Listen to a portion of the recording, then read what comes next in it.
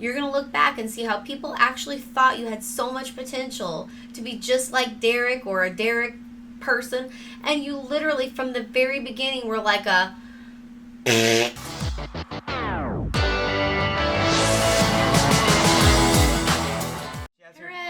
has her Disney move. Spirit fingers, everybody. Jazz hands. All right, welcome back. Thank you so much for watching. Okay, so hit that subscribe button, people. Make sure you hit the like button. We'd really appreciate it if you'd stick around. Let us know what your thoughts are and all that good stuff. Okay, so we've been sitting here waiting very patiently for the POV results, and we don't have anything. We have squat, okay? So we were talking about how much we like the animals on the We'll Be Back screen, and we were thinking maybe we would adopt another cat or another dog or something like that, because they're more fun to watch than the actual BB feeds these days, if you know what I'm saying. Mm-hmm. I'm wondering. Okay, I think it's done. I think Yep, it's official. It's official. Okay, yes, well, perfect timing. We have a winner. I'm sure everybody's gonna be completely stoked. One of the things I was gonna say is everyone was saying that Tucker, it was a really bad game move to volunteer himself. This looks so good on a resume, and some people might disagree with me. They're like, that's a stupid game move. But you know what? To have the confidence to go up there and be like, he has 2 chances to win if he, instead of being backdoored, he's making sure he goes up with the POV and the AI competition, 2 chances to save himself. It's risky, but now he can say, I volunteered twice, I won the POV. Like, I think it's kind of badass. Who do you guys think that they might put in place? Let's go back to the beginning, because so many things have happened. If you watch the live feeds, and those of you that watch our channel, hopefully you understand that we're going to give a lot of spoilers. So going back in time, let's just talk briefly. Lisa and Angela this week were basically outcasts. Angela is giving some massive shade to Lisa. I've been calling her a twit. She's been mocking the way that Lisa walks. They showed a feed stream. I didn't see it personally, but I saw it on TikTok where Lisa was literally huddled in a corner by herself. Another person was in the room with her and saw her crying like that. Now listen, Angela is 50 years old, and I saw something on TikTok where Rachel Riley was speaking about how Angela specifically was on Big Brother to be a villain. There's been a lot of rumors going around. Is Angela from Big Brother's 26 a CBS plant? Well, TMZ just broke a story. They had confirmed with Angela's real estate agency that they have taken her profile down. Her job is not on the line because, according to them, reality TV is fake. Her boss said that she's dumbfounded because Angela is there to play a character on a reality TV show, and that her character is a villain. Now, when I was on Big Brother, it was not fake. I was there. We all played a real Big Brother game. But this is going to compound the conspiracy theories that Angela is there to be a plant on Big Brother 26. So what do you think about this? So I personally really love Rachel. She's one of my favorite cast members of all time, actually. And so there you go. So you have a woman that's in her 50s that's so hungry and thirsty for fame that she literally will go on a reality TV show and berate other people in order to get herself famous and get attention and stuff like that. To me, that is someone that's extremely insecure. That's someone that needs a lot of attention, a lot of applause from other people in order to make herself feel good. So when I see Lisa, I don't give a crap diddly doodles about Lisa's personality and if she rubs people the wrong way. Like Brooklyn, when she said her goodbye message about how she said something about butter or whatever. Who cares, okay? It's a big deal when you're crushing someone's spirit, okay? And I saw Lisa on Rob Has a Podcast, and she was basically saying that when she was having a conversation with Angela and saying that she didn't really want to work with her, she didn't want to team up with her, she wasn't really interested, it was simply because Angela is that type of person, and that's not the type of person she wants to align herself with. And I have a ton of respect for that, regardless of Lisa's personality quirks that drive people nutty. Angela is weak. I'm sorry. She's a weak human being. She's embarrassing. And if you see her children on TikTok, and I don't want to bash other people's children, but they also seem like they're hungry for fame. That's all I'm going to say. It really does seem that way. Well, she's been on, like we talked about in a previous YouTube video where she's been on different game shows, Dr. Phil, and then now she's here. But this kind of adds more to that conspiracy theory, because CBS can say to Angela, do not tell anyone that we have, placed you into the house to cause drama, or we gave you this character of a villain. But when she tells her broker at her real estate office, and then the broker doesn't really know how to phrase that properly because they don't watch Big Brother and they say too much, I think that's what Rachel's saying is it may have come out third hand. How would the broker know that she's playing a villain on a reality show? That's too much information. They didn't just say that by accident. That's very detailed and very accurate information. I think what that does is it kind of ties it all back together for us. All of these antics and this crazy Angela business, we've never seen this before on Big Brother. It's so over the top. It's so purposeful. And I think that this just kind of really swung the needle toward, this is a plant. Angela's a plant. So I'm on team Angela's a plant. A thought process that I'm going through is the casting. Whoever the casting people are absolutely suck. You found somebody who has a big mouth. They told their broker whatever they told their broker, and their broker spilled the beans a little bit. You've got Rachel Riley literally outing her, one of the most well-known Big Brother players of all time. Then on the messages alone, Lisa's eviction messages from her castmates, I felt like I wrote MJ, Joseph, Quinn, Rubina, and Takor. All said fairly favorable messages to Lisa. Okay, they live in the house with her. We're going to see the drama-filled, goofy stuff about Lisa and stuff like that. But I felt like some of the other ones were lackluster, and of course, Angela was just flat out petty. Okay, you can even hear the people in the audience kind of go, ooh, like that. And didn't Lisa, didn't she, plug her ears? She did, because she doesn't want to hear it, because it's I'm going to be honest with you, it's abusive. Do you want to be that person, Angela? Okay, so you want to go on television and play the role of a villain, but then at the same time, you are on a show, a game show, and with real human beings, okay? And you're saying and you're doing things that hurt other people. I can't wait for Angela to go home. I'm literally going to throw a party. Just wait. I will have my own little hat on, and I'll be like, woohoo! I'll be so excited. And it's hard because it's good TV, too, because we got so many, Brooklyn. What has Brooklyn done so far? Takor. What has Takor done so far? We don't have a cast that's, provoking, really juicy stuff, except for or even, hardcore gameplay. So honestly, I don't feel like there's hardcore gameplay. I do feel like maybe Decor is aligning some people in the background. It's just that she's not out there and over the top. No? So looking back at some of my favorite seasons, there were these strong personalities that were just good casts. They casted really well, and every episode was juicy. And right now, we're all kind of leaning on Angela's drama. Antics, because you take Angela out of the house, we're watching a snooze fest right now.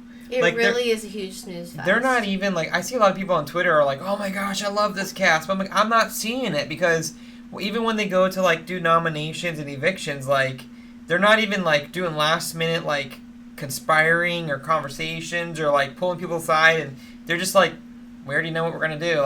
Everyone just sits there and then they keep volunteering to go on the block. That's crazy. And that's going to become a norm if it doesn't stop. It's going to get a point where, if you don't volunteer, you're not a good Alliance member. Or, they're going to hold it against you because, well, I volunteered and they volunteered. How come you're not volunteering? Because they try to get, Joseph?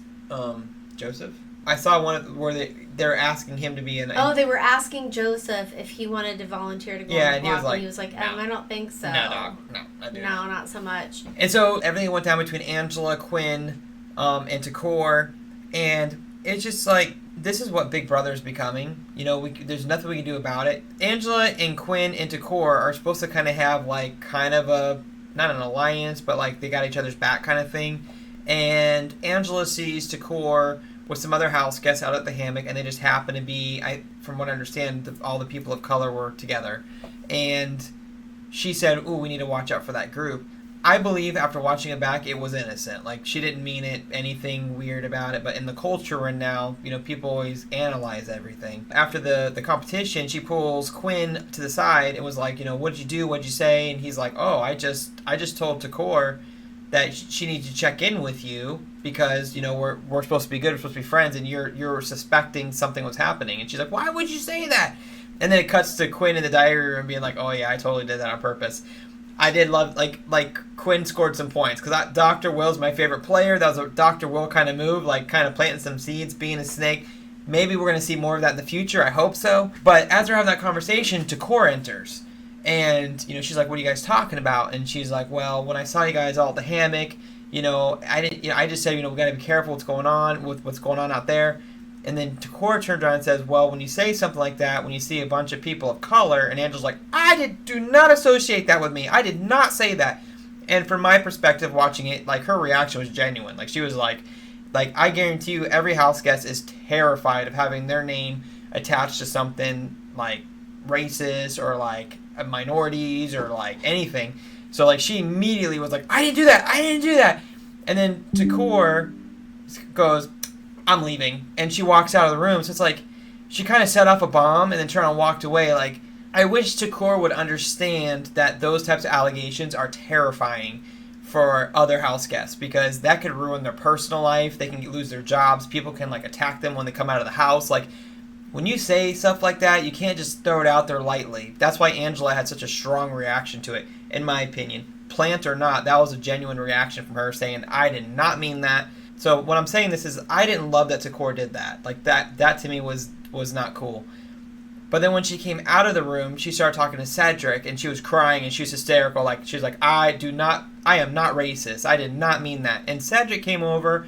He was consoling her. He was hugging her. He's like, even though she kind of grabbed him and pulled him in, but he accepted it. And he's like, "I know you're not racist, Angela. I know it." Like, I love the way Cedric handled that. So in that whole uncomfortable encounter, I lost respect for Takor, but I gained respect for Cedric.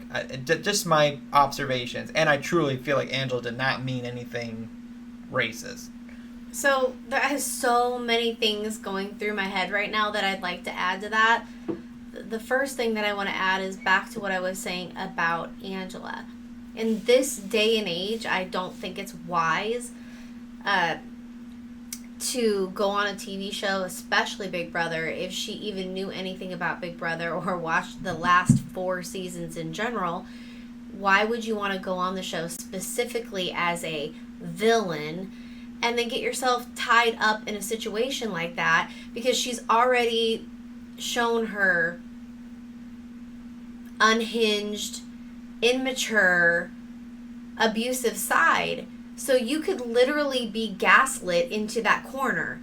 You're setting yourself up for that, Angela, which is another reason why I tend to go with thinking that's why production is going to constantly shelter everything that Angela says now, which is why we'll be back shortly or whatever, where you see the fish and stuff when Angela starts speaking or when anyone's talking about Angela, because they've specifically shown that with MJ and other cast members.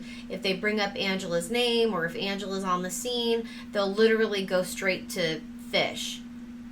And then what you have is what's going on in our culture right now, where people aren't really being transparent.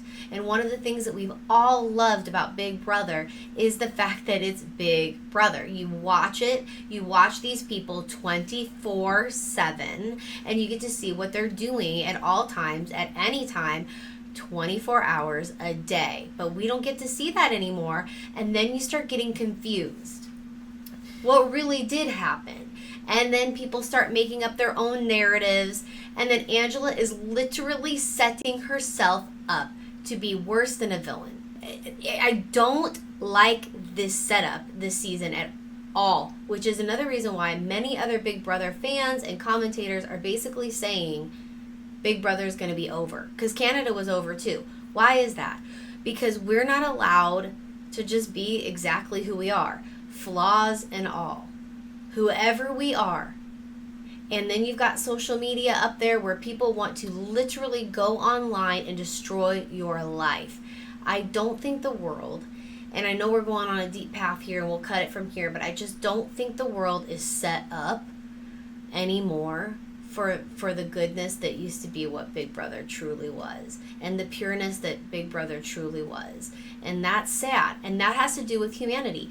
This is what we call a social experiment. This is a game where you put people in a house and you watch them live their life while they're competing to win money. They should be able to be themselves. Big Brother also set themselves up by putting people on the show who are like Angela, who don't really want to play a game to better their lives. They just want to be famous. So they're going to go ahead and destroy people like Lisa and try to make her look stupid. But here's the last thing I'm going to say. If anyone has this much of a brain, they're going to realize that Angela is just money hungry for fame. And just throw her and cast her aside. Let her have her 5 minutes of fame, and no one's going to hear of Angela or speak about Angela ever again. That's it. So to summarize, you're a huge Angela fan, and you're hoping that she makes it to the end and wins. Hail to the no. But some of my takeaways from what you just said is that I do agree. Like Big Brother fans that have been around from the beginning, that's what made this show great. When you go back and watch any of the previous seasons, bullying is a part of the game. Like, and it doesn't mean that they're a bully outside of the house, but in the game, when you're trying to be strategic, that's what this is supposed to be. Like this is designed to where people have to use tactics to try to win the game, and it doesn't necessarily mean that's who they are. Like this isn't supposed to be a resume for who you are as a person. This is a game. Like if I went on to Big Brother, I wouldn't play like how I am in real life, because in real life I'm more passive and I don't like conflict, but if I went in the game, I'm like, I don't want to be a floater. So I would actually be a different person in the house to try to win, and I would probably be planting seeds and stuff like exactly what Quinn was doing. And that's a true villain. A true villain is composed. They're methodical. They know exactly what they're doing. They're laughing in the diary room when they have a successful mission. Angela is more like unhinged and like all over the place. She's crying. She's playing a victim. Like she was crying with Quinn, and then it seems like she's always crying with everyone. And I think everyone's just like over it. Going back to what Rachel Riley was saying, it's one thing to be a plant, because it's disingenuine. Okay, there's some people that have been on the show before. That's who they are. Like, they're just an a-hole. Okay, let's get real. They really are an a-hole. And Angela is literally, in my opinion, she's acting like one of the housewives. So I think once again, we have a person who applied for a show that's not the show that they were meant for.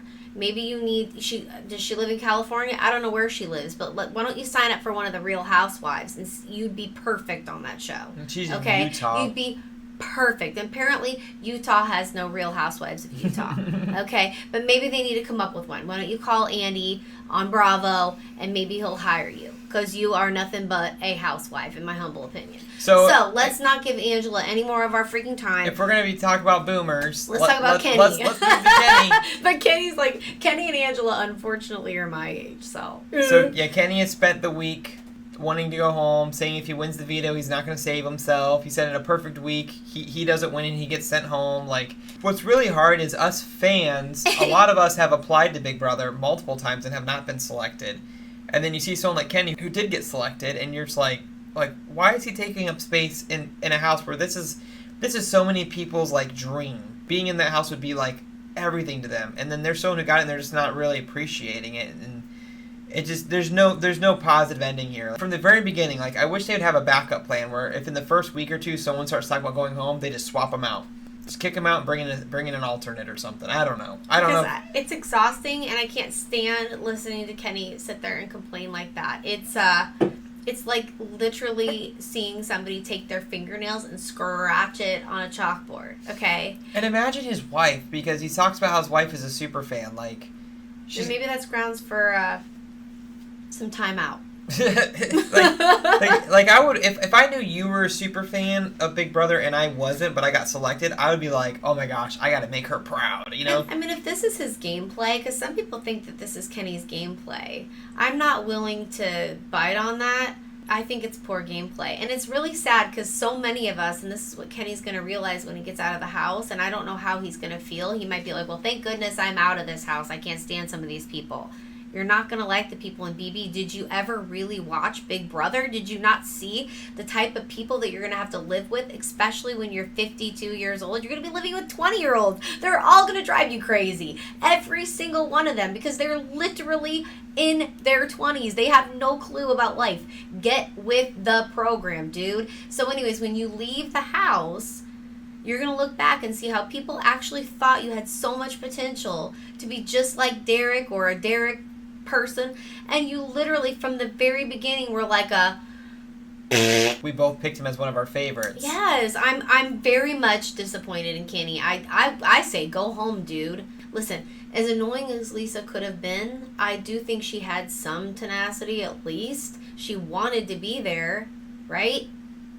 Just boot Kenny out and get Angela out, because she's fake as we're done.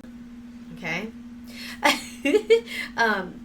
So another thing that Angela was trying to pull was out Quinn's power. So she was trying to out Quinn's power to Tucker, and then Chemo kind of confessed, yeah, that actually is true. Well, there's been more than one time though. Like I saw a clip where Angela's sitting in the backyard with the other house guests, and she's like, I know who has the power, and I know what the power is. And then she turns around and tells them what the power is, but she's like, just guys, trust me, I know. But here's another thing about Angela. Because she claims to be, and she is, a huge big mouth and completely unhinged and completely cuckoo for Cocoa Puffs, Tucker was just like, yeah, okay, whatever. No one takes you seriously. So your gameplay doesn't even work because, like, girl, did she say that she was a Big Brother fan? I can't even remember. Yeah, oh yeah. Yeah, this has been her dream, is what she said. This is like the pinnacle of her life, is what she was saying in her interview.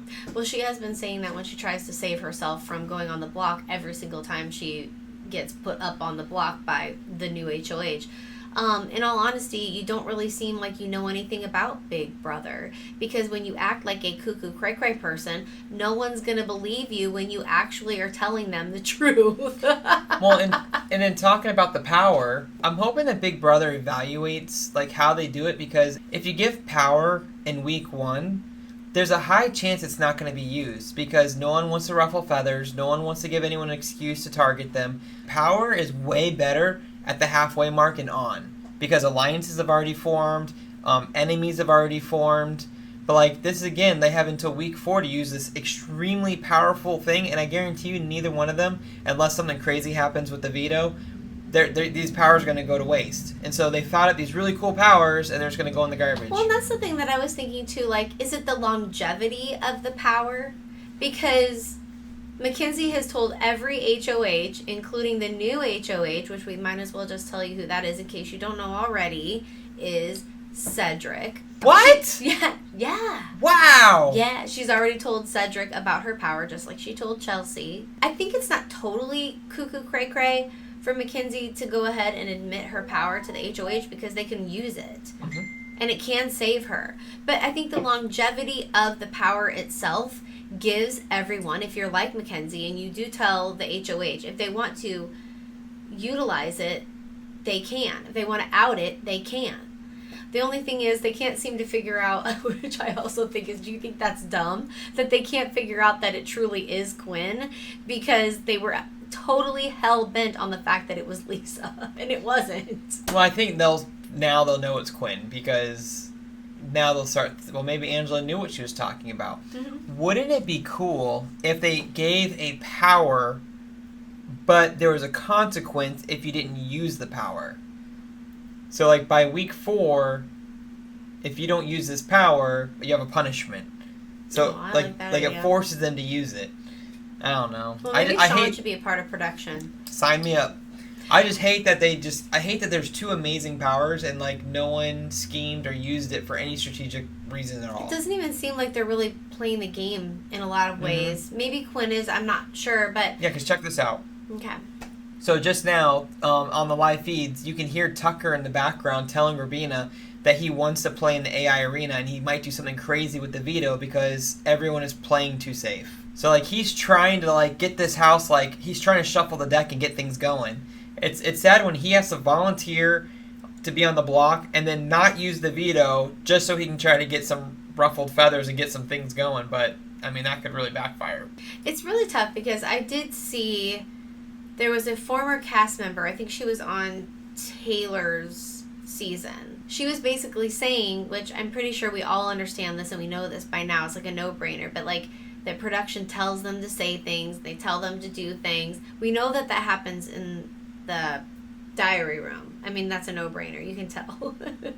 But in other aspects of the game, too. So how far have we gone in Big Brother? If you are a real, true Big Brother fan and you've watched season 1, I highly encourage you to go back and start from season 1 and watch all the way up till now. Season 2. Season 1's a little rough. I like season 1. I loved season 1. That's like if you and I like did Big Brother in our backyard with like a $20 budget. It's awesome because it's so old school. Like, it's so old school. Start with season 6. There's amazing characters, and no, don't listen to him. Start with season 1 and binge and get all the way to 26 where you are now. Season 10. Then you'll see what we're talking about. How things have really changed. How they were real. Like, it was real. And now it's like... Now it's people fake. with agents and people with social media accounts and content creators and models and... But there were some really good seasons. Like Rachel Riley that I mentioned. Her season was really interesting and really fun. And they had some really cool characters. Where the heck did it all go downhill? Anyway, I digress. But kudos to Tucker, okay?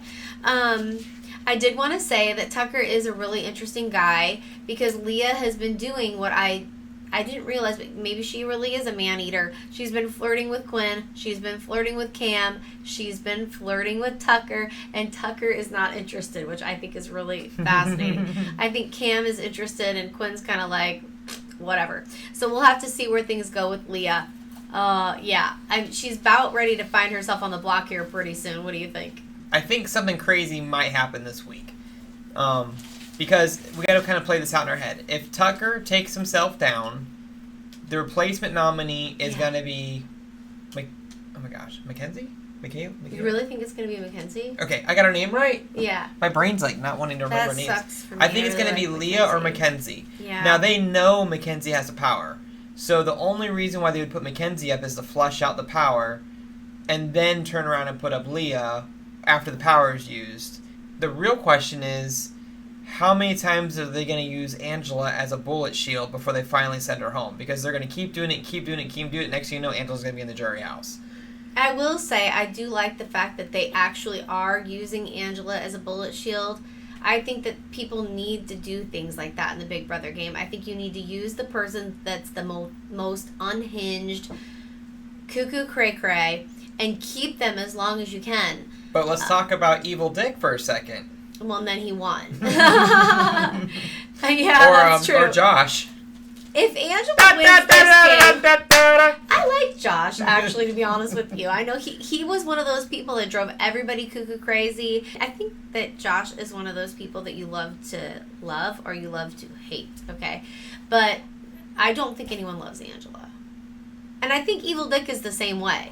You either love Evil Dick or you hate Evil Dick. Well, I hate to tell you this, but like a lot of people on Twitter like want Angela to stay because it's good for the show. Well, because they're bored. There's not, see, just like other seasons, there have been multiple people who are like an Evil Dick type or like a Josh type or like a Paul. I loved Paul. Paul is really interesting, like friendship and all that. Like, where are the Paul people? Tucker's our Paul person. You know what I mean? So it's just kind of, we've got a lot of bland people. Now, Joseph has a lot of potential, but why isn't he, like, stepping up? Someone on X made this post where Joseph is floating in the pool like he's dead. He's randomly standing in the center of this room, just standing there. Sitting here in, like, this, like, ridiculous attire. And then just sitting in this... They said he's literally a Sim from The Sims. I wonder what's going through his mind. Like, what is he thinking? Like, what is he doing? That's so funny. Anyways, I love The Sims. That's my game. Here is Angela's family. Here.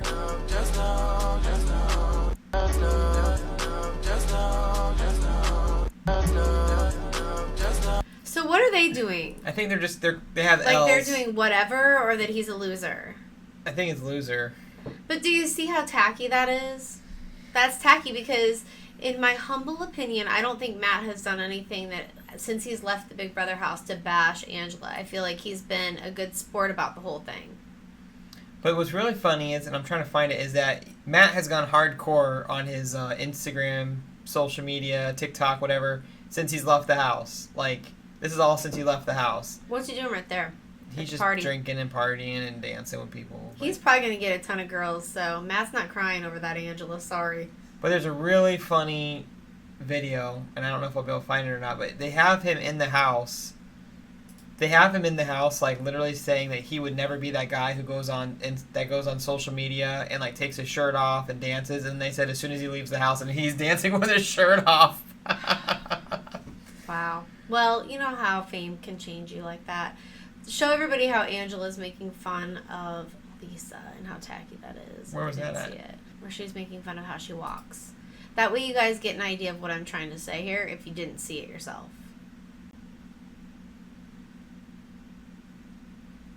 Oh, is that Lisa right there? Oh. Like, Yeah. how old are you? Like, literally, little children act Is it that funny? way. Little children. Oh, jeez. And she thinks that she's being cool, maybe. I'm not really sure what her intention is, but you look like an idiot. There's a really good breakdown of all the current alliances in the house. Oh, yes. I'm so confused on these alliances. They shift and they change and they morph, like, day to day, week to week for me. This is a funny Fluffy-haired tweet. men. Look at this. It says, Big Brother, get ready for a season like you've never seen before. Also Big Brother. It's like this. Well, they have their stereotypes. You got the fluffy Tyler type. That's so funny. So here we have all of the most current final two alliances. Everything's going to the house. Some of them are like super weak. Final two. Yeah, there's final twos on here. There's alliances on here. There's just friendships on here. Like There's friendships. friendship. But what's really crazy is the collective. It just like it's hanging in there. It's just like it's like this dingleberry that you just can't get off your butt. I was just laughing at Quinn and Leah, the snoots. So the first thing, snoots final two. but when you just look at this like as a whole, look at this: Quinn. The only one he's not in is the girl alliance. There was someone else that did that. They were in like a whole bunch of alliances, and it was like a couple seasons ago, or maybe it was last season. It happens. I feel like it happens every season. There's one person that just like Quinn's in that, and that's not going to work out for Quinn. I don't it's feel. not gonna work out for Quinn because like you're gonna upset people and then they're gonna be after you because you betrayed them. Like Look at Angela down there on the bottom. No solid alliance. wah, wah. She's literally just the villain. The Crow Boys with. Oh, I thought that said the Cowboys. I was like, what? So what's the Andersons? It's so funny that some of these I haven't even heard them. Quality control. Shake It Up. Have you even heard about Shake It Up? What? Do you think Tucker is going to use his veto on Kenny and then go into the AI arena and try to win? That just like literally mind boggled my brain. Because he's saying he's going to do something. He said he's going to do something crazy with the veto. I wonder if he's going to save Kenny. Why would he do that? Because they're in an alliance together. Well, Cedric is the HOH, you know, so that would be really interesting. The Pentagon. So you got the core CCC. So Cedric and Cam and Chelsea have their own like 3-person alliance, and then Yes. it's also connected to the Pentagon with Brooklyn and Quinn. Yes. They're not a part of the CCC, Quinn and Brooklyn. The Girls Alliance that just recently started, Takor is not a part of that, so that's kind of unfortunate. You know what's going to make me so happy? What? And I know Big Brother fans out there are going to get frustrated at me for saying this. I'll be so happy if Quinn and Leah make it to the final 2. I would love that. Because for me, they're just so much fun to watch. But I really like Chemo, so maybe he can be 3. Like it. He can make the final 3. So we got Joseph and... Leah's not going to make it that far, I don't think, unfortunately. We'll see. We have Joseph and Tucker with a final 2. We have Brooklyn and Rubina with a final 2. We have Cedric and Quinn with a final 2. We have Quinn and Leah with a final 2. Quinn. Is that all of them? Did you say Leah and Mackenzie? Final 2? And then you have the final 1, and that's Angela. So there's your alliance breakdown. Who's your favorite, like, what's your favorite name alliance? Okay, my favorite name alliance is the Snoots. The Snoots. I'm the going Andersons to is also... kind of funny, too. The Snoots is also my favorite. I think Shake It Up. I don't even know about that one, so... For the 3 of those guys, Shake It Up is just hilarious. The first thing I think of is Taylor Swift. Oh, Takor and Chemo also have a final 2. I guess it's Shake It Off, but anyways, whatever. Takor and Chemo. Semantics. Because I'm going to be honest, like, I usually love watching the live feeds. Even back in the day, even when I was at work, I'd have the live feeds playing on my phone while I was, like, working and driving around and stuff. I'm not even turning them on. It's because I'm tired of seeing fish. Yeah. I just can't handle it. I literally was like that. I'm just like, ugh, I'm getting so over this. Like, this is ridiculous. Mm-hmm. And I don't like the fact that they're sheltering us as if we can't. You know, here's the thing. As if you can't think for yourself. I can make my own opinion. I don't need you forming it for me. Well, Thank they're saying that the reason is they're trying to leave some juicy stuff for the show, so we still watch the show. Guess what? Okay, so you can like try to make me think what you want me to think. No, that's the reason why you have the live feeds.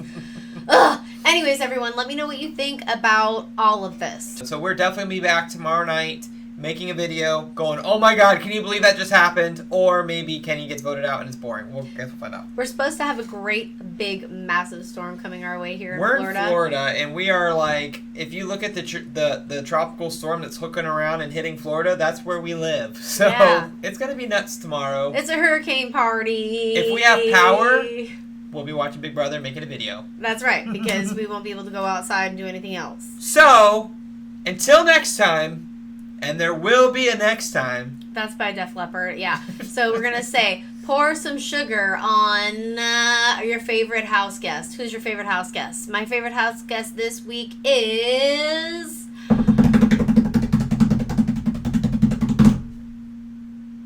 Joseph the Sim. I'm going to go with Quinn because he is causing some problems, and I love it. In all honesty, you guys, I don't have a favorite house guest right now because nobody's really standing out to me. So Cedric, I love Cedric's personality, and I love how he handled that situation with Angela, because that was not game. That was just like a real raw moment where Angela was really like freaking out about the accusations, and he like, that was a human moment. That wasn't a Big Brother moment. So, and I'm literally picking off of like just people that I enjoy at this point, not any gameplay. I can't think of anybody that is like doing really awesome gameplay. Maybe Tucker. I was just saying. But then again, I don't know if he is. He's like, I'm like this with Tucker. Good gameplay, not so great. Good, bad, sucks. Okay, maybe he's awesome. I don't know. What do you think? I'm changing my answer, even though I still like Quinn. I'm changing my answer to Tucker because I think the fact that he volunteered, won the veto, and he's going to do something crazy with the veto. If he does it, I don't know. But I'm changing my answer to Tucker because at least he's trying to keep the game fun. Yes, thank you, Tucker. I agree. Thank you. And also Brooklyn, because she is just a great player. Huh? Okay, you're done. All right. Don't forget to hit the subscribe button, okay? Scribber. And maybe hit the like because Skrizzle it'd and be the really Lizzle. nice of you. Skrizzle. Lizzle. Okay, everybody, have a great day. All right, Nicole Franzel. Bye. Bye. Peace out.